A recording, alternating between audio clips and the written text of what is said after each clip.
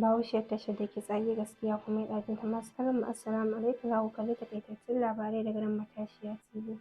A yau muna Alhamis 2 ga watan Ramadan shekarar 1447 wanda ya daidai da 19 ga watan Fabrairun shekarar 2026. Shugaban Najeriya Bola Ahmed Tinubu ya sanya hannu a sabuwar dokar hukumar zaɓe da aka sake yi wa kwaskwarima a shekarar 2026. Tinubu ya sanya hannun a gaban manyan jami'an gwamnatin tarayya da wakilan majalisar dokoki ta ƙasa a jiya Laraba a fadarsa da ke Abuja. Gwamnatin jihar Kano ta rage sa'a guda awa ɗaya ga ma'aikatan jihar albarkacin watan Ramadana. Hukumar kula da ma'aikata a jihar ce ta bayar da sanarwar a jiya Laraba cikin wata sanarwa da daraktan ayyukan bai ɗaya Safiya Suleiman ta sanya wa hannu. Shugaban Najeriya Bola Ahmed Tinubu ya buƙaci al'ummar Musulmi da Kirista da su yi amfani da watan azumin Ramadana da Lent don ƙara ƙarfafa haɗin kai da zaman lafiya.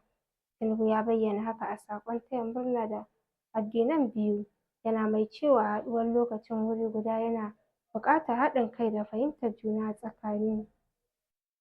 An yi kira ga al'ummar Musulmi da su rungumi karatun Alƙur'ani da yawaita sadaka da sallah da ma ciyarwa a watan azumin Ramadana. Imam Ali Aliyu Abubakar, babban malami a Kano ne ya yi kiran a yayin ganawa da Matashiya TV. Ya ce lokacin azumi lokaci ne da ke koyar da kyawawan ɗabi'u. Rundunar 'yan sanda a birnin tarayya Abuja sun tabbatar da baza jami'an DSS da sojin sama da sauran jami'an tsaro gabanin zaɓen ƙananan hukumomi a birnin.